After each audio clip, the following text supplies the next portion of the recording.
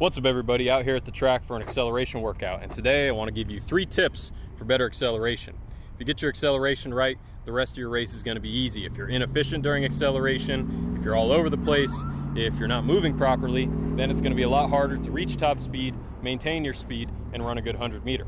So what are the 3 tips for acceleration? Tip number 1, you want to fully push out of the blocks, especially on the first step and the 0 step. So the 0 step is the initial push out of the blocks, and we really want to emphasize, especially in practice, that you're fully pushing through that block. During the start is the only time that you have really to push forcefully backward against the ground, because as you accelerate, your ability to push is going to go down with every step.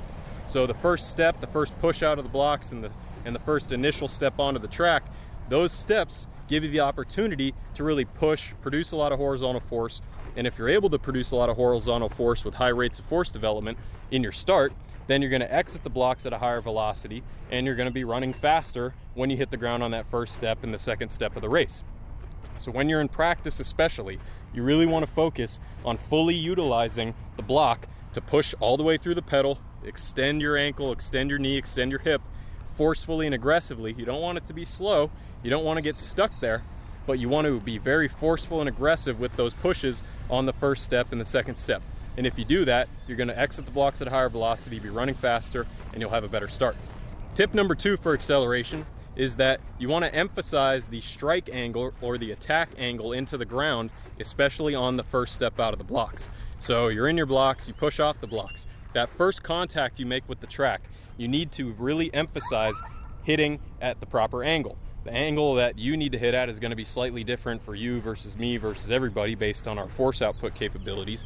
But whatever the case, you really want to emphasize a downward, backward, active strike into the ground on that first step. If you cast out in front of you, you're going to be braking on that first step. And we want to use the first step of the blocks, the block start, acceleration, all that. We want to use that first step as much as possible to be purely propulsive with how we're applying force to the ground. And if our foot crashes forward into the ground, we're braking. So we want to really make sure that as we're coming out of the blocks, that we emphasize a very aggressive downward, backward shin angle into the ground with a stiff ankle contact on the first step and the second step out of the blocks. And if you do that, you're going to be able to continue to accelerate on those first couple steps, as opposed to accelerating for the first push, crashing and braking on the first step, first contact, and then having to overcome that and re-accelerate into the second step. Instead, if we can aggressively attack at a nice aggressive angle back into the track, then we're going to continue to accelerate. We're not going to brake, and you're going to accelerate much faster, use a lot less energy, and it's going to be a lot easier to accelerate up to top speed. Now, the third and final tip for today about acceleration is that we want to make sure that we let our posture rise throughout acceleration. Elite sprinters will be upright somewhere between 15 and 30 meters. Less experienced sprinters will probably be upright before then or at the same point in the race.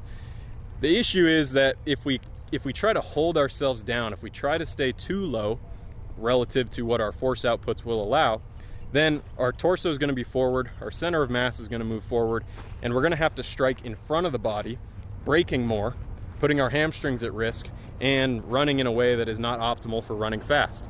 So instead, we want to allow our posture to go from a nice forward angle out of the blocks to an upright position by about 20 meters.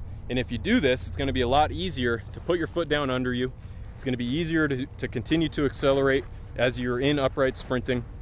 It'll be easier to apply vertical force, and you'll be braking less each step, which will allow you to accelerate further into the race. If you're braking early in the sprint because you're crashing forward because your torso is too low and you're casting out in front of the body, it's going to be hard to accelerate. So make sure that you're allowing your posture to rise. It doesn't mean you stand straight up out of the blocks, but oftentimes when people do pop up out of the blocks, it's because they tried to go too low. They had to put their foot out in front of them, and then putting their foot out in front of them sends them straight up into the air.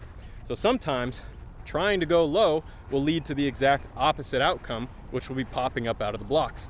Instead, if you let your posture rise at a natural angle and a natural progression of your posture, then you'll be able to stay lower than you would compared to if you were trying to stay low and you crashed and then popped up.